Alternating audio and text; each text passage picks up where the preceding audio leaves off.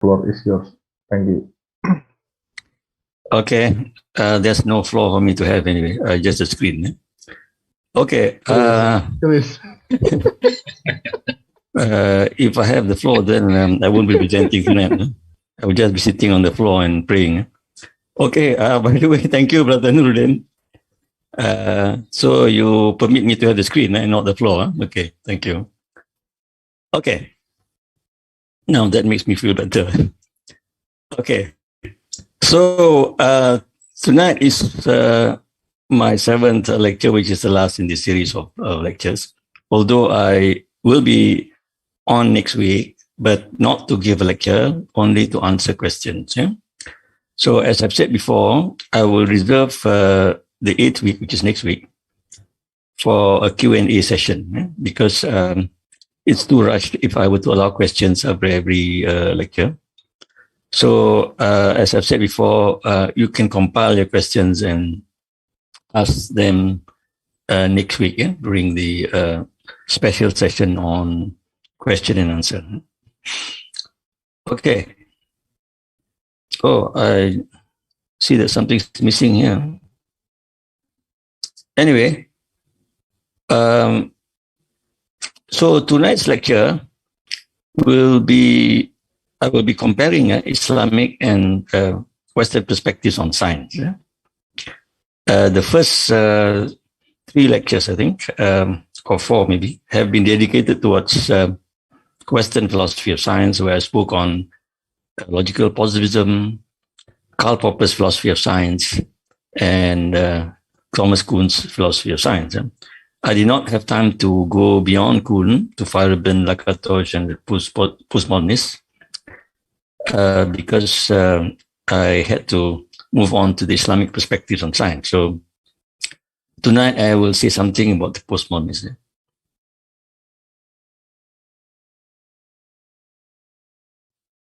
I hope there isn't any technical problem with this. Can you all see the slides? Yes, Prof. I see. I have a problem changing to the next slide. Okay. Now it's on. Bismillahirrahmanirrahim. Assalamualaikum warahmatullahi wabarakatuh. Okay, so what I'll do tonight is to recapitulate on the Western perspectives on science, and then the Islamic perspectives on science, which I've also given 2 lectures, I think. And then I will compare them, these 2 perspectives or philosophies of science, and come to a brief conclusion. So I think that should occupy the next 1 hour or so. Okay, so before that, the caveat, yeah? Although broadly speaking, I'll be comparing Islamic and Western philosophies of science, as I have written in the slide, I take full cognizance of the fact that there are differences even within those traditions, respectively. In other words, when I say Western philosophy of science, it is not a uniform or monolithic school of thought, but divided between different schools of thought. As you have seen before, in my exposition of Western philosophy of science, there are differences between logical positivists, between Karl Popper and between Thomas Kuhn. Yeah? And following out, or going beyond Kuhn, you have the postmodernists. Yeah? So, in a sense, it's quite misnomer to speak of a Western philosophy of science, because there are many different Western philosophies in the plural of science. And similarly, when I talk about Islamic views or perspectives on science, it's again in the plural. Yeah?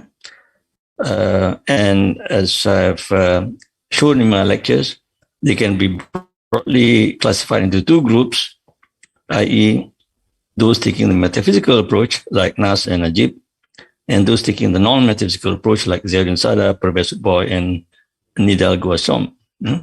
But again, even within the non-metaphysical camp, there are differences, for example, between Sada and Prof. Boy. So you must stick with a grain of salt when I say I'm comparing Western philosophy of science with Islamic philosophy of science, recognizing those internal differences within those two camps itself. Yeah. So even when making the comparison and stating the differences and so on, I will be taking these differences, these intra differences into account. Yeah. For example, when I say Western theories of science or Western philosophies of science, I will clarify whether I'm referring to modernist philosophies of science or postmodernist philosophies of science, because they could be different, and they are different, in fact. So in making the comparison later on, I will bear in mind the internal differences between within this two broad traditions, intellectual traditions, the Islamic and the Western.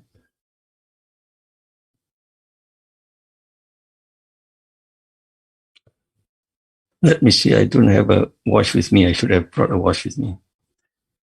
9:39. Okay. Now, in my exposition of Western philosophy of science, I've dwelt on three philosophies, namely logical positivism, Karl Popper's and Commons Kuhn's philosophy of science. However, because of time constraint, I did not mention about other philosophies of science after Kuhn, as I've said earlier. But this does not mean that philosophy of science, Western philosophy of science, ended with Kuhn. No, it's just that due to my own limitation, I did not further elaborate on Western philosophy of science after Kuhn. However, a full account of the evolution of Western philosophy of science shows that there's an evolution from the modernists to the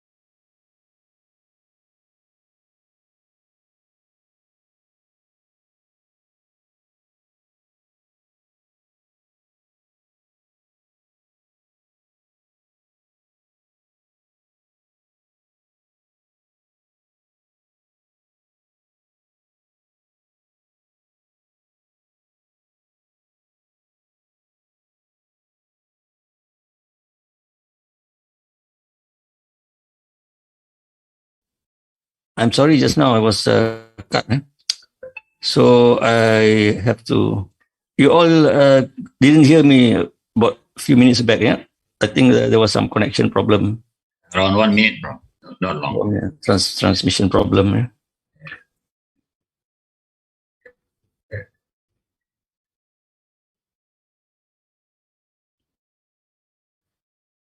Okay.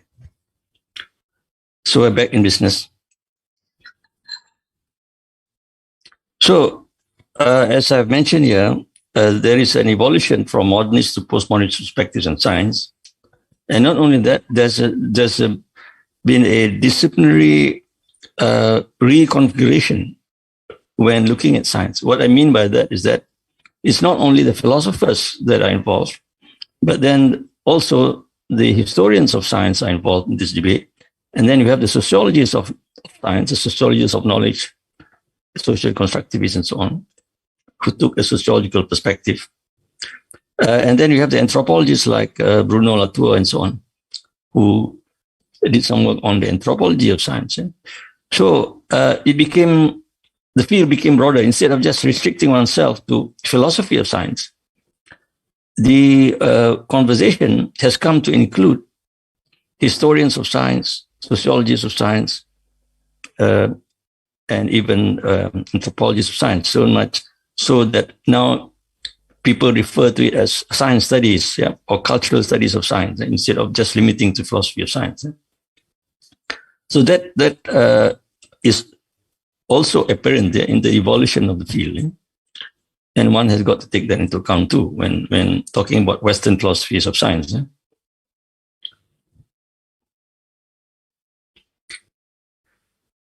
But broadly speaking, in the field of philosophy of science, you can identify two main streams or schools of thought, namely the modernist or the classical philosophies of science versus the postmodernist.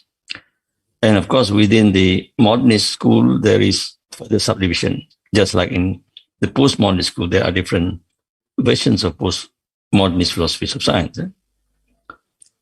And postmodernist views of science emerge largely as a reaction to modernist philosophies of science, as found in logical positivism, Karl Popper, and Imre Lakatos. Just as how postmodernism in general is a reaction to modernism, if you were to confine it to the field of science studies or philosophy of science, then you also get the same dynamics coming into play.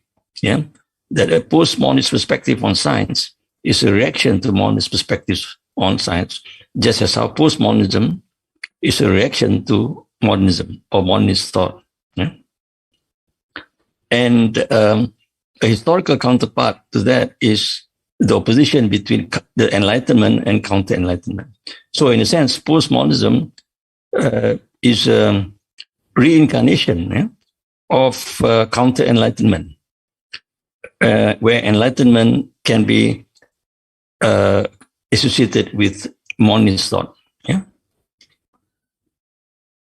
And the rise of postmodernist philosophies and perspectives on science began roughly in the 1970s with post-positivists such as Kuhn and Feyerabend, who at that time were considered as radicals, because of the critique of modernist philosophies of science, the critique of Karl Popper's philosophy of science, the critique of logical positivism.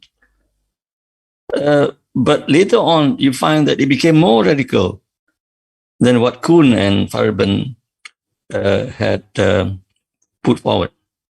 Yeah. Initially, you find, for example, in the 1970s, the group known as the Edinburgh School. Yeah, Barry Barnes and David Bloor.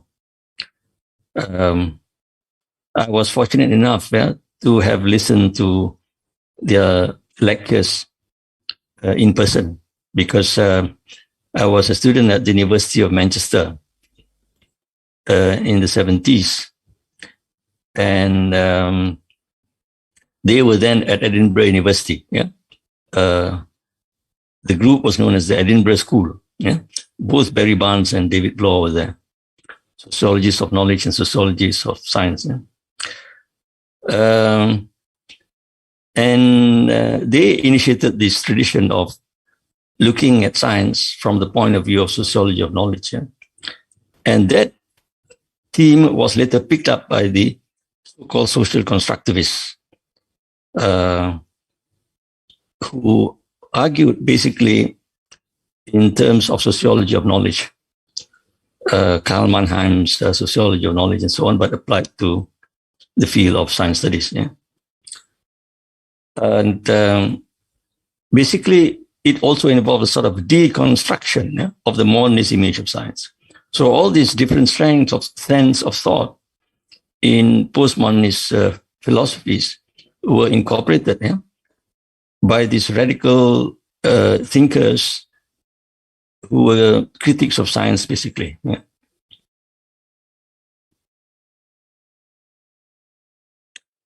Okay, so we see that there is this opposition in Western philosophy of science between the modernist school of thought on science and the postmodernist perspective on science. Yeah? So let's look at these two different orientations concerning science found amongst Western academics and intellectuals of the 70s, 80s, and so on. Yeah? And let's look at modernity, because the modernist image of science is very much connected with the idea of modernity. Yeah? And science is very much considered as a central pillar of modernity. So the discourse on science is part of the broader discourse on modernity, actually. So as I've written in one of my papers, I said that the discourse in history and philosophy of science can be located within the broader discourse on modernity in the Western academic tradition. Yeah. And what are some of the main characteristics of modernity? That is, number one, rationality. Number two, objectivity. Number three, empiricism. Number four, the use and emphasis on the scientific method. Number five, the concept of progress. And number six, secularism. So these characteristics are found in modernity and modernist thought, and also in science. And for the postmodernist philosophers, they have a positive image of science. And this is not something unexpected. Yeah? In view of the fact that they were continuing the Enlightenment tradition in Western intellectual thought and Western philosophy. Yeah. So the Enlightenment, as we know, of the 18th century, related to philosophers such as Immanuel Kant, John Locke, and David Hume, and the French philosophers. Yeah? They were all advocating for rational thought, empirical knowledge, empirical evidence, and the use of the scientific method, the scientific approach, largely because of the successes of Newtonian physics and so on. So that Enlightenment tradition in Western intellectual thought and Western philosophy, which began in the 18th century, foundations being laid by those thinkers, as I mentioned, Kant, Locke, and Hume, and so on, was continued in the later centuries, 19th and 20th centuries. Yeah? Although, of course, there was sort of an interlude in the 19th century with the rise of counter-Enlightenment thinkers, such as Friedrich Nietzsche, who challenged this Enlightenment view of knowledge and philosophy and reality and so on. So when you get to the 10th, 20th century, you find that philosophers, such as the logical positivists and Karl Popper, what they tried to do was to revive this Enlightenment perspective on knowledge, on life, and so on, through their philosophies of science. Yeah, because even in the 18th century, philosophers like Hume and Kant and Locke and so on were inspired by the successes of science. Yeah? So their philosophies were really based on the scientific perspective on the world and on knowledge and so on. Yeah? So what was started in the 18th century by the Enlightenment philosophers was continued or revived in the 20th century by modernist philosophers such as the logical positivists and Karl Popper, with a clearer focus on scientific knowledge. Yeah, so much so that philosophy of science became a discipline in itself, a sub-discipline of philosophy. But for some people, that should be the only form of valid epistemology of philosophy, because for them, science is the only valid form of knowledge. So even philosophy has to conform to the norms of science and to the nature of scientific knowledge. Yeah? So that philosophy became a sort of a handmaiden to science, or as a tool for justifying science in the cultural order. Yeah. So that was the power of science, to the extent that even philosophy had to conform itself to the standards of scientific knowledge. Yeah? And the logical positivists, they were quite clear on their mission in this respect. Yeah. And so this attempt to privilege science and scientific knowledge above all else, a sort of a unique monolithic epistemology, a singular epistemology based on science, as the logical positivists have tried to develop. Yeah, this brought science and philosophy very closely together. And Karl Popper, although he was touted as a critique of logical positivism, he was in fact continuing the Enlightenment tradition, just like how the positivists were doing, only that he differed in matters of details and in the means rather than the ends. The ends is to provide a philosophical legitimation of science culturally, yeah, in the broad cultural framework. But the means they adopted were different, yeah, through the different emphasis in their different philosophies. For example, the logical positivists focus more on the inductive method, whereas Karl Popper focused more on what was known as the hypothetico-deductive method, a combination of hypothesis and deductive thinking. Yeah? And also, as opposed to the positivists who focus on the idea of verification and confirmation, Karl Popper came up with this diametrically opposed idea of falsificationism. Yeah, but the ends are the same, only that the means adopted are different. Yeah, so even though Popper portrayed himself as a critic of logical positivism, what they were trying to do was basically the same: to privilege science epistemologically. In other words, to argue that science is the best form of knowledge that we have, and that all other valid forms of knowledge must model itself on science. Yeah?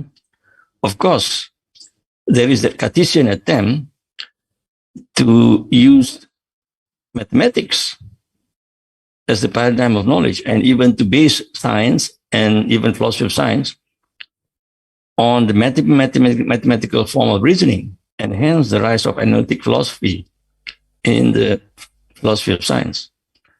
That was what they were trying to do, to put science and philosophy of science on a firm logical basis. Yeah? Well, of course, that attempt collapsed, with the collapse of logicism in philosophy of mathematics, the discovery of paradoxes such as Russell's paradox and so on. So they couldn't really put philosophy of science on that firmer basis as they would have liked, by putting mathematics, for example, on a logical basis. When that failed in the philosophy of mathematics, the corresponding attempt in the philosophy of science also failed to some extent. And I think that's why the logical positivists were not as gung-ho later on, because of the failure in the philosophy of mathematics. But of course, there were other criticisms to the logical positivists, as I've mentioned earlier. The one made by Quine on the analytic-synthetic distinction, by Wittgenstein on language games, and the non-privileging of scientific epistemology, and criticisms by Karl Popper himself.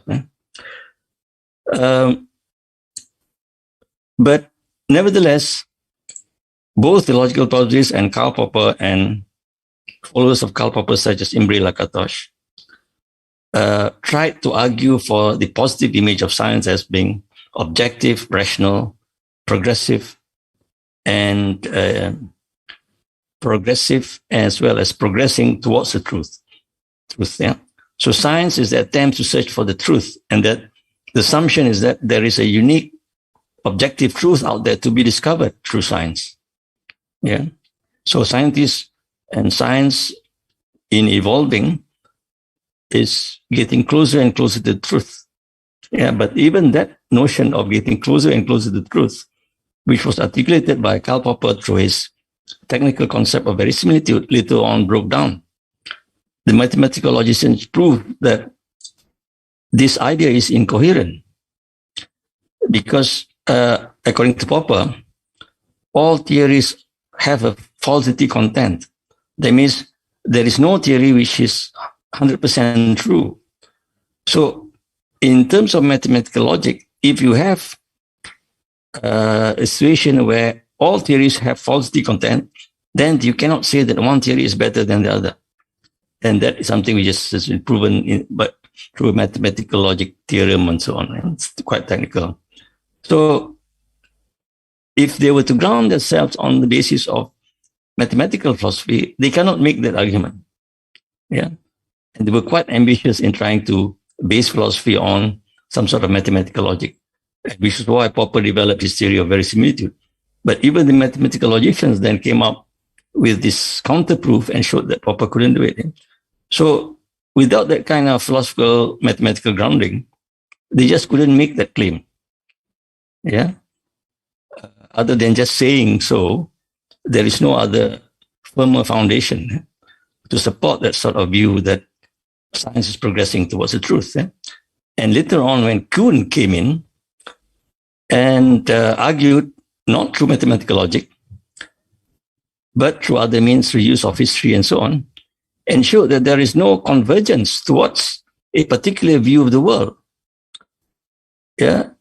So science cannot be said to be progressing towards the truth in the sense of converging towards a unique picture of what the physical world is truly like. Yeah. What I mean by this is to take a simple example, for example. You look at a theory of light. You have initially corpuscular theory of light, which is basically particle theory of light by Newton and so on. And then it moved on to some version of wave theory of light with Thomas Young and so on. And then you get more sophisticated wave theory of light in the form of Fresnel's theory of light and Maxwell's electromagnetic theory of light. And then when you get to Einstein with his idea of light as being made up of photons, you go back to particle theory of light.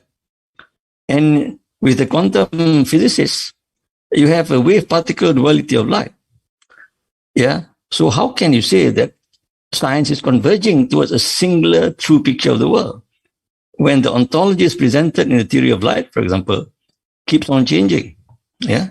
So this idea of progressing towards the truth in terms of giving us a unique picture of true or what physical reality is truly like, even this concept cannot be supported by historical evidence. Yeah.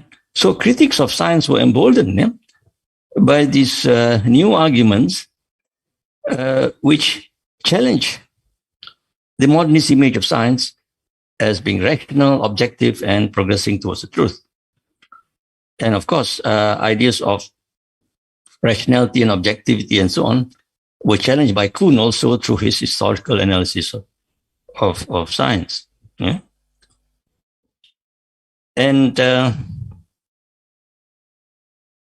so at the same time, you find the emergence of postmodernism as a kind of broad philosophical orientation, which affects not only philosophy of science, but other fields of knowledge as well. So postmodernism as a new intellectual approach towards all fields of knowledge became more prominent and popular in Western academia. In fact, so much so that some journals simply won't accept an article unless you bring in postmodernist jargon, like meta-narratives or interrogation or interrogating knowledge and so on. So postmodernist thought influenced also the development of philosophy of science, in the sense that new philosophies of science base themselves on ideas such as deconstruction, the deconstruction of Jacques Derrida.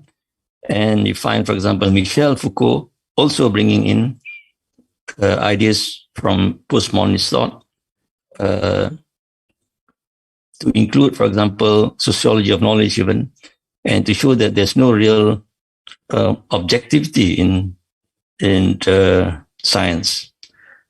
So let's look at this slide. What are some of the characteristics of this broad intellectual movement known as postmodernism? Number one, it accepts relativism while rejecting the notion of absolute truth, which was, of course, what the modernist philosophers of science were trying to say, that science is trying to get at absolute truth and tries to give a true picture of reality. But that is rejected by the postmodernists, and criticisms by Kuhn and so on approximates that kind of thinking. And then it opposes grand narratives and promotes local knowledge. So even the notion of science as a coherent composite, as a totality, which is uniform amongst its components like physics, biology, or chemistry, that there is a sense in talking about science as a whole. Even that idea has been challenged by the postmodernists, because they look at science as consisting of various subdisciplines. Even something like biology is further divided into various subdisciplines, so that each would have its own peculiar characteristic. So you can't talk of science in general and create this meta-narrative of science because of the internal differences within this broad field of study called science. So that is also a characteristic of postmodernist thought. The emphasis on differences as opposed to similarity. And the French thinkers like Derrida and so on, and others in this tradition, quantitative philosophy, they were quite strong on emphasizing differences in anything. And they reject the view that language has a fixed, unique, and objective reference. So even the philosophy of language, which the postmodernists put forward, challenge the modernist idea of language. For example, as found in positivism, where you have a simple scheme, like, for example, statements or other valid statements being made up of either analytic or synthetic statements. Other than that, they are meaningless, for example. That's what the positivists say. So even this conception of language, philosophical conception of knowledge, as articulated by the logical positivists, need categories like analytic statements, synthetic statements, and so on, again was challenged. And strangely enough, the postmodernists derive some of the inspiration from analytic philosophers, like, for example, Quine. As I've said, Quine was the one who criticized this analytic synthetic tradition. And Quine was from within the analytic philosophy group. Similarly, Wittgenstein was initially a modernist thinker. And his ideas were quite aligned to logical positivism. If you look at his Tractatus Logico Philosophicus, for example, but later on, Quine made the U-turn. Sorry, not Quine. Wittgenstein made a U-turn. So it's not only Malaysian politicians who do U-turns. Even Western philosophers like Wittgenstein make U-turns in their philosophical thinking. And then there's this opposition towards simple binary categories, binary oppositions, like, for example, subject and object, or subjective and objective, the natural versus the social, East versus West, and so on. The postmodernists deconstruct such simple binary oppositions. So, and this has an effect on philosophy of science. Why? Because previously, for example, you do make a distinction between the natural order and the social order. That the natural world is a world by itself and can be objectively known or discovered through scientific methods, scientific knowledge. Yeah. And that the subject must refrain from bringing in his own subjective characteristics in trying to uncover the objective reality of the world. Yeah. So there's a dichotomy, clear-cut binary opposition between subject and object, the natural world versus the social world. That was the framework before. But the postmodernists challenged this simple binary oppositions and instead said that you cannot really make such neat distinctions, for example, between the natural and the social.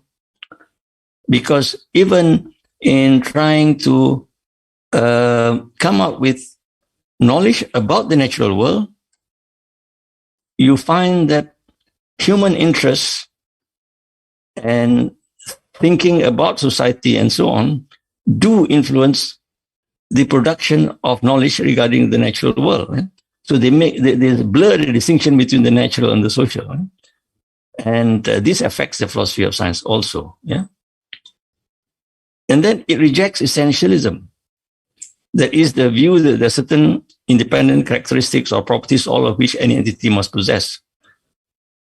In contrast, it proposes anti-essentialism or constructivism, which regards entities as conceptual constructions, which has no reference with essential or universal qualities. Yeah.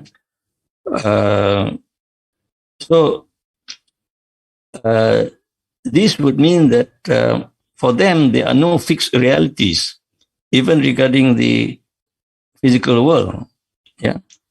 What we have are mere constructions, conceptual constructions of the world, which does not correspond to any intrinsic nature of the world as such. Yeah, they do not refer to any essences regarding the world. Yeah, because there is no essence to speak of in the first place.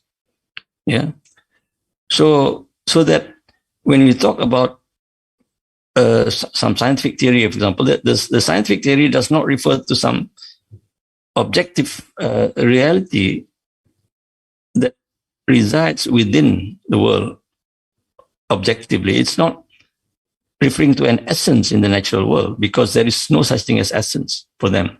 So what do we understand by the scientific theories? Well, they are mere constructions, conceptual devices, which you can reconfigure at a later point in time.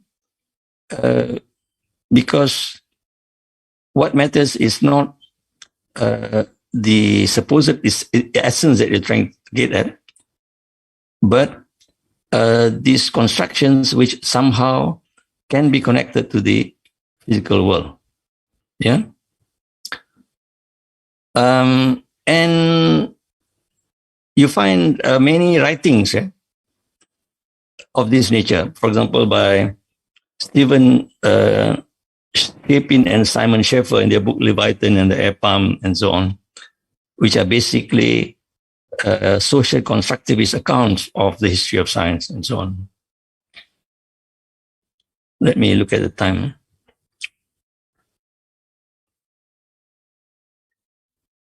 Oh, okay. So for the postmodern philosophers of science no longer has any special epistemic status over other forms of knowledge, such as the humanities or even Karl Popper, who privilege science over other forms of knowledge. For example, logical positivism said that science is the only valid form of knowledge. Other forms of knowledge do not have the same cover to emotions, feelings, and so on as in the arts or literature or even rhetoric. Yeah, but if you're talking about actually capturing truth about nature and describing facts of the world, then it is science that you should turn to, not these other fields of knowledge, not even religion or theology. Yeah? That concept has been rejected and debunked by the postmodernists. So that for them, like for example, argued by Richard Rorty, science is just one of the forms of knowledge that exists and that has legitimacy.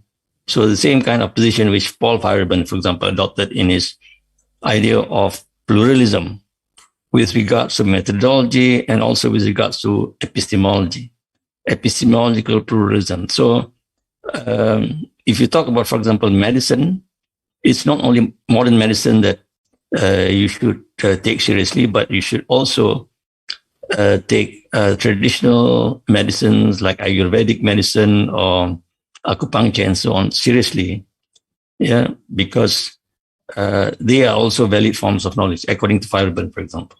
Yeah. And also historical studies of science by social constructivists, as I pointed out earlier, for example, like Stephen Schaeffer in the historical account of science, 17th century science, for example, they look at science from the point of view of social constructivism, that for them, science is a form of knowledge which is socially constructed, where science also reflects human interests rather than being an objective reflection of the natural world. And how they do this, you can read from their writings on science. Yeah, for example, to take a simple example, Darwin's theory of evolution, which talks about natural adaptation, evolution by natural selection, which in popular language is expressed, for example, through phrases like survival of the fittest. Yeah. So for social constructivist historians of science, they say that, well, this is also a reflection of Victorian society in Britain in the 18th and 19th century, where you have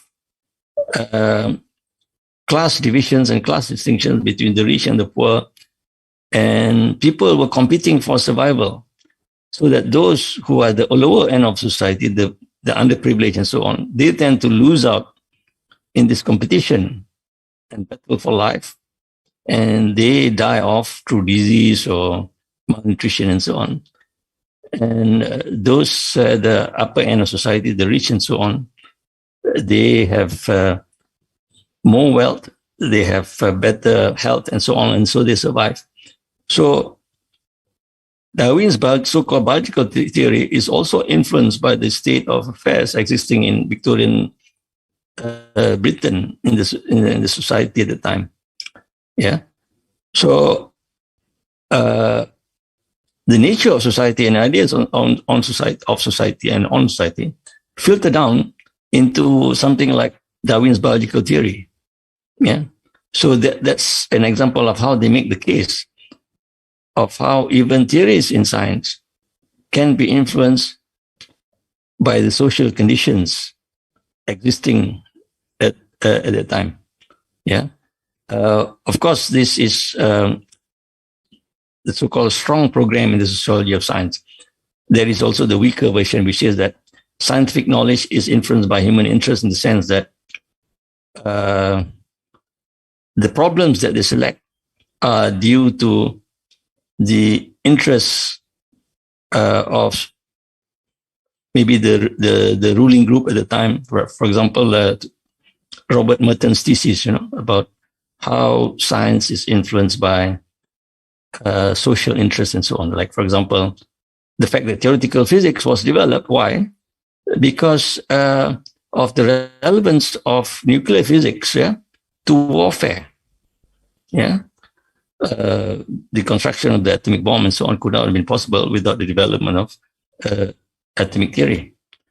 And so more money was pumped into certain fields of science because of its relevance to certain social interests like warfare and so on. So that's a weaker version of the sociology of knowledge, yeah, that it doesn't affect the content, but the stronger version, like, for example, the one put forward by the social constructivists and the Edinburgh School, even went to the extent of saying that even the content of science, of scientific knowledge, is influenced by social interests and the nature of society at the time.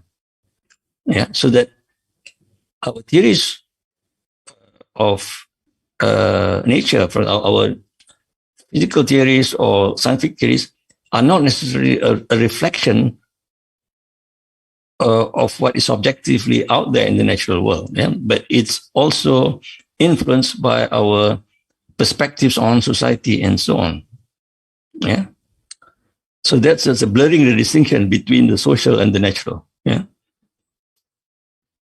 And this is all part of postmodernist critiques of science and postmodernist views on science, which, as I've said, represents a different strand in Western philosophy of science, yeah, as opposed to the earlier modernist orientation in philosophy of science. So again, the slide on social constructivism. They regard science does not reflect the truth about the universe, but is merely constructed by a particular cultural society by incorporating its own ideologies and cultural characteristics into a system of knowledge. Well, now we move on to the Islamic perspectives of science. This is, again, just a recap, a rehash of what I've said earlier. That is two main approaches in Islamic philosophies of science, namely, number one, the metaphysical, and number two, the non-metaphysical. I'm not sure whether my classification or my typology has been accepted in the literature, but this is how the way I divide it, yeah? Into the, because I see these as the two main contenders. Yeah? But for both approaches, they accept both science and Islam. In other words, for example, although Nas, as we know, is a prominent critic of modern science from the perspective of Islamic philosophy and also Neoplatonic philosophy, actually. He did not, after all, advocate a total rejection of science. No. Yeah? Only that he thinks that science should be put in its proper perspective, i.e., within the framework of Islamic thought in general. So if you put it in its proper place, then it is acceptable. So that's one way of reconciling both science and religion, yeah, in the thought of Muslim thinkers like Nas and Najib, for example. So Muslim scholars also, yeah, are engaged in this task of looking at science. But although they criticize science, as I've said, they did not go the whole way and reject science as such, yeah, but limit the validity of science, so to speak, yeah, within an overarching Islamic framework. And so they say that, well, there are these problems with science, especially its epistemological foundations and so on, its metaphysical framework and so on. But if you relocate it within the Islamic worldview and Islamic intellectual context, then it becomes kosher, it becomes halal from the intellectual point of view. And of course, as I will explain further later, Islamic critics of science share some similarities with postmodernist critics of science, because both of them do not privilege science as the only form of knowledge that is acceptable and valid. Yeah? So there is no epistemological privileging of science by both the Muslim thinkers like Najib and us, as well as the postmodernists. But there is a difference, which I will show later on.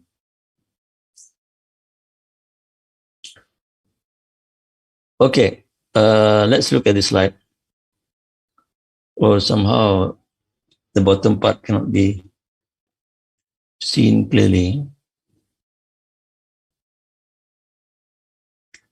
Okay, I make the comparison here in terms of epistemology, metaphysics, and the latest slide on ethics. Yeah? So in terms of epistemology, we find that in the Islamic tradition, apart from rational and empirical sources of knowledge, of which science is based on, Muslims also accept revelation as a valid source of knowledge. And that although Nas and Najib, for example, does not reject science as being totally unconnected with our view of reality, but they qualify the acceptance of science by saying that science gives us only a partial view of reality, and it's not the whole truth. Yeah. So that what science says about the world can be accepted, but only up to a point. Because otherwise you get into problems like scientific reductionism, materialism, and so on. Because for science, the only reality is material in nature and can be empirically verified. Yeah. But in Islamic view of reality, reality does not only include the physical, but also the non-physical, like, for example, the reality of angels and so on, which can never be accessed through empirical and rational means or through the scientific method. Yeah. And also epistemologically, knowledge can be divided into two types, i.e. religious knowledge based on Quran and Hadith and so on, and secular knowledge, for example, engineering, science, and so on. But also, I was referred to as fardu kifayah, that is necessary for the Muslim community. So it's not secular in the vicious sense of rejecting God and religion and so on, but secular only, I would say, in a practical or methodological sense. Yeah? Western view of science, of epistemology, the modernists regard rational and empirical sources as the only valid sources of knowledge. Yeah, like, for example, a kind of argument made by Kant. Yeah? We cannot know, we cannot have knowledge of things which are beyond our empirical and rational means of knowing. Yeah? And that for the modernist philosophers, science gives us true and objective knowledge, yeah, using rational methods. But for the postmodernist philosophers, they reject this idea of science as being true and objective form of knowledge, yeah, and rational throughout. So it's not an objective reflection of the natural world, but instead it's regarded as a form of social construction. That is a knowledge constructed by a certain community, which we call the scientific community, and that there are certain ways by which they conduct themselves and come up with a certain consensus on what the world is like. Yeah? But human constructions or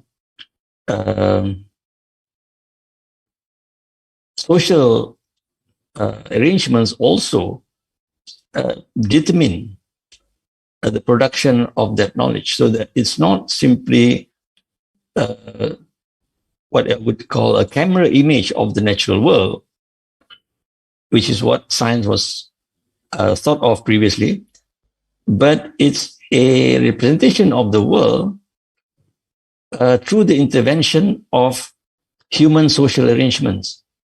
Yeah. So, for example, to take a simple example, you find this idea of confidence level in statistics, and there are two levels normally, which you find 95% or 99%. Yeah? So, which level you want to accept? Yeah. Is based on the consensus which is adopted by the scientific community. So it can be 95% or it can be 99%. Yeah? So that is an example of how human negotiation determines the outcome of the knowledge that is produced. Yeah? And also, in the Western tradition, knowledge is secular, that is, it has no connection with the divine. And this view is something which is shared by both the modernists and the postmodernists. The postmodernists, although they are critical of the modernists, they hardly accept the notion of the existence of absolute truth or the divine as being the absolute reality and so on. Yeah. Okay, in terms of metaphysics, for Islamic or Muslim thinkers, metaphysical knowledge and metaphysical truth exist, and that they accept the reality of the unseen world. So that reality is not only limited to scientific knowledge, to what science is about the world. Yeah, science cannot possibly verify the existence of angels and so on, but there is no reason for saying that the angels do not exist, because they base themselves epistemologically on scripture also. Yeah. On what is stated in the Quran and the Hadith. Yeah? So the source of knowledge there is also different, and it influences the view of metaphysics, yeah? on what sort of attitude to take towards metaphysical knowledge and metaphysical realities. Yeah? Since Muslims are not, or Muslim thinkers are not limited to the scientific approach or scientific method in determining what truly exists, they have recourse to the Quran as a scriptural basis for believing in something. So for them, there is an unseen world which is real. So that when we talk about life after death and alam barzakh and so on, although this cannot be certified through science, they nevertheless accept it as real, not as fantasy. Yeah? But for the Western thinker, the reality of an unseen world is rejected. In Western philosophy of science, for example, you cannot speak of this alam ghaib and so on, because there is no basis in science or in other Western philosophies, unless you take the point of view of a Christian philosopher and so on, based on medieval Christian philosophy. But otherwise, if you're talking about contemporary philosophy, both the monist and the postmodernist philosopher would not accept the unseen world as being something real. Because, for example, the postmodernist, that would be a form of essentialism, and the idea of absolute reality and so on. So that is also rejected by the postmodernists. Well, in terms of ethics, for the Muslim thinkers, the values underlying modern science are product of Western cultures, some of which are incompatible with Islam. For example, this aggressive attitude towards nature, science as a form of knowledge which attempts to control nature, and that what scientists and technologists are trying to do is to conquer nature and put it under human control. This kind of value, for example, is considered as incompatible with Islam, because as Khalifa, as vicegerents of God, we carry out certain trusts. Yeah? We have to conduct ourselves in this world based on what God wants us to do. So we are not free, in other words, to exert our own humanity independently of God's will. Yeah, so Islamic ethics would have it that we should conduct ourselves with reference to what God wants us to do in this world, because we are mere representatives, mere khalifas.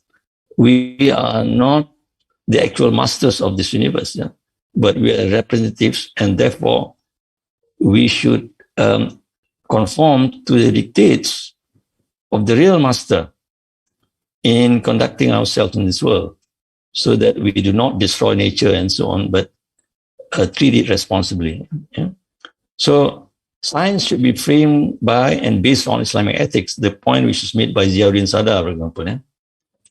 And with regards to Western's perspective on science, for the modernists, the values associated with science are objectivity, rationality, and truth. And so the ethics connected with science conforms to that notion of objectivity, rationality, and truth. For example, science as the pursuit of truth. Yeah. So that becomes an ethical value. Yeah, and that one should be transparent in this search for truth. Yeah. But this notion of discovering truth regardless is also challenged by some philosophers as being unethical in a sense, because, for example, those who are supporters of animal ethics, those who are against cruelty against animals, for example, they would object to the use of animals in experiments. Yeah, because, for example, those who practice Buddhist ethics, they would say that this is cruelty to animals. Yeah? So you cannot say that this kind of action on animals is justified by your search for truth, because the ends do not justify the means.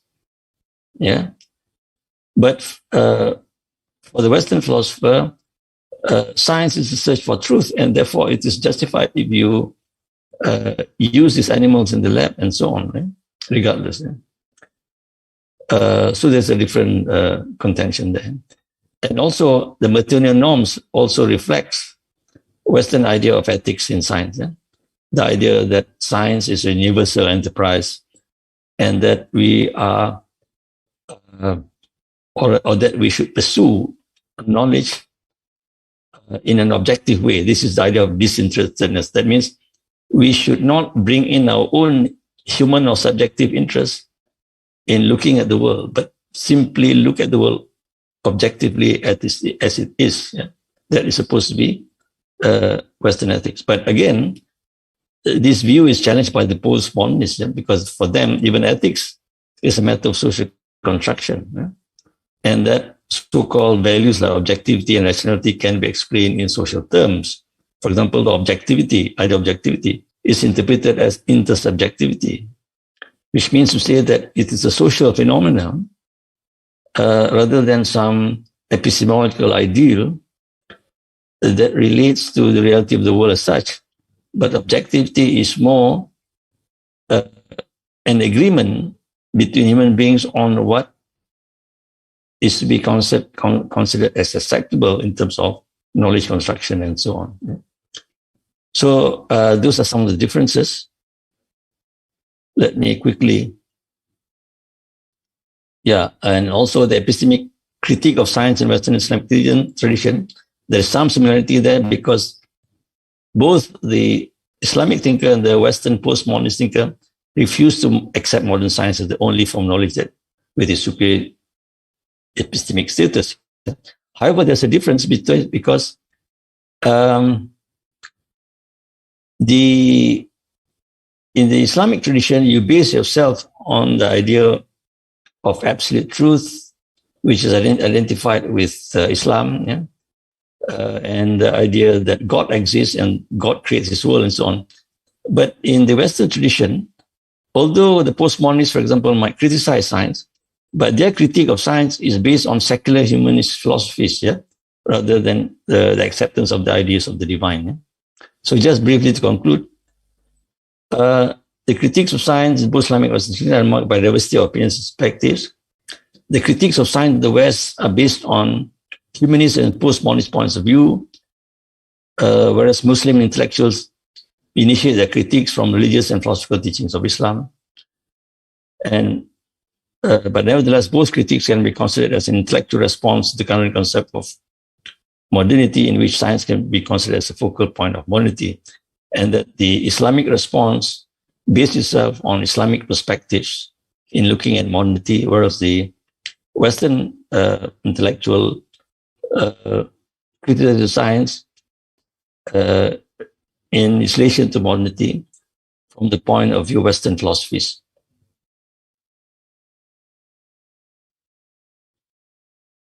Okay, so these different perspectives, yeah, concerning science by Western philosophers and among Western philosophers, the modernists and postmodernists, and then by the Muslim philosophers.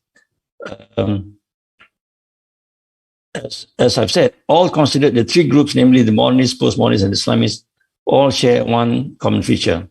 That is the attempt to defend their preferred forms of life by constructing their own images of science to suit their own views of the world and the place of science in it. So, lastly, what I can say is that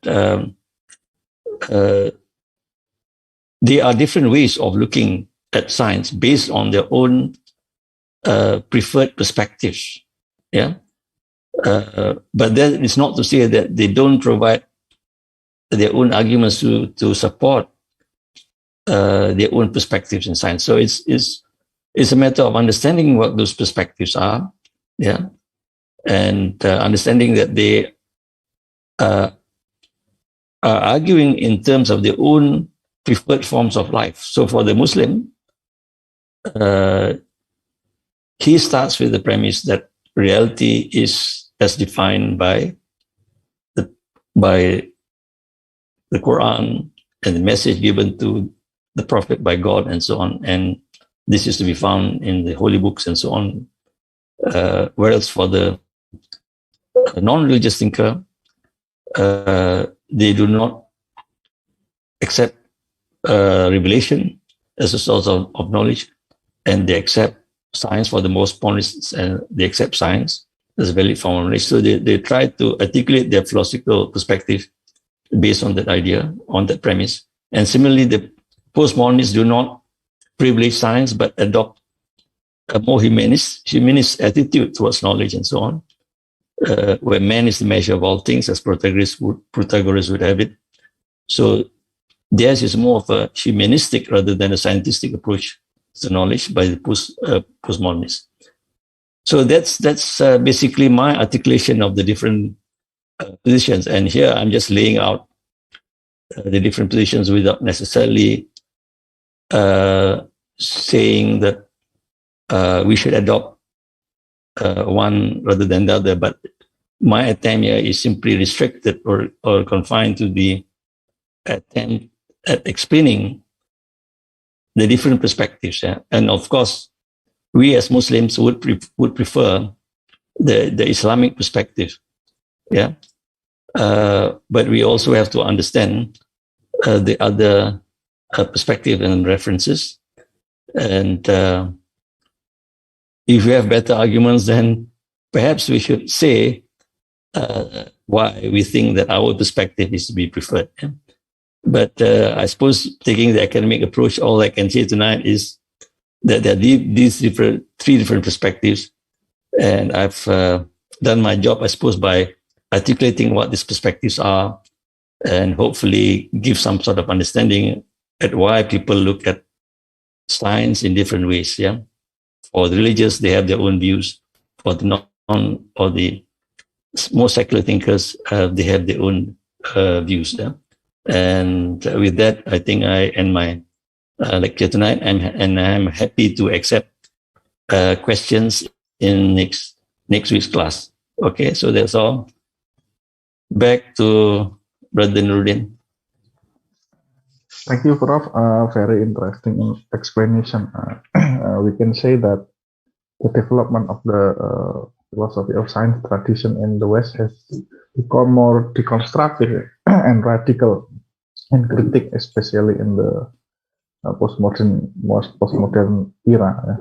And while in the Islamic camp, especially in the metaphysical tradition, it also developed a criticism, which is to a certain degree in line with the criticism built by the postmodern tradition. Maybe one of the main differences is that the existence of the unseen world is not a big concern for postmodern philosopher. It can even be said that postmodern traditions still inherit their antipathy to this metaphysical question. And furthermore, this postmodern tradition tends to relativize ethics. This makes their school of thought contradict the position of Islamic philosophy of science tradition. Thank you, Prof, for explaining very important theme about the Islam and philosophy of science. And next week we will enter a special class for question and answer session. We hope that all of you can prepare a question covering from the first class up to this final class. And we will meet again next week at the same time and in the same Zoom room. Thank you, Professor. Thank you, Brother Sahran, and thank you, everyone. Yeah, welcome. Wassalamualaikum warahmatullahi wabarakatuh. Waalaikumsalam.